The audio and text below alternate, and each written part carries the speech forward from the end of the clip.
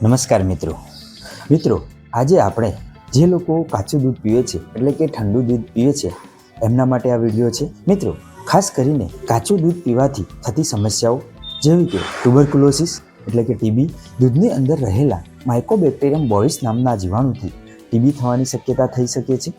એ જ રીતે પેરાસાઇટિક ચેપ એટલે કે દૂધમાં રહેલા કીડાના ઈંડા પેટમાં જઈ શકે છે, શરીરમાં જઈ શકે છે અને પેરાસાઇટિક ચેપ થવાની શક્યતાઓ થઈ શકે છે. એ જ રીતે હેપેટાઇટિસ એ અને ઈ જે લીવર પર નુકસાનો થઈ શકે છે, આંખો પીળાની થાય છે. એ જ રીતે ટાઇફસ અને ડિસેન્ટ્રી નામના બેક્ટેરિયલ ચેપથી પેટની સમસ્યાઓ થઈ શકે છે. એ જ રીતે ટાઇફોઇડ એ લાંબા ટાઈમનો તાવ છે, એ પેટમાં દુખાવો, શરીરની કમજોરી કરી શકે છે. એ જ રીતે બ્રુસેલોસિસ જે ગંભીર બીમારી છે જે લાંબા ટાઈમ સુધી રહી શકે છે, તે શરીરને કમજોર કરી શકે છે, સાંધાના દુખાવો થઈ શકે છે. એ જ રીતે ફૂડ પોઈઝનિંગમાં ઝાડા ઉલટી થઈ શકે છે, પેટનો દુખાવો થઈ શકે છે. એ જ રીતે પાચન રિલેટેડ તકલીફ થઈ શકે છે, ખાસ કરીને વૃદ્ધો અને નાના બાળકોમાં અસર કરે છે.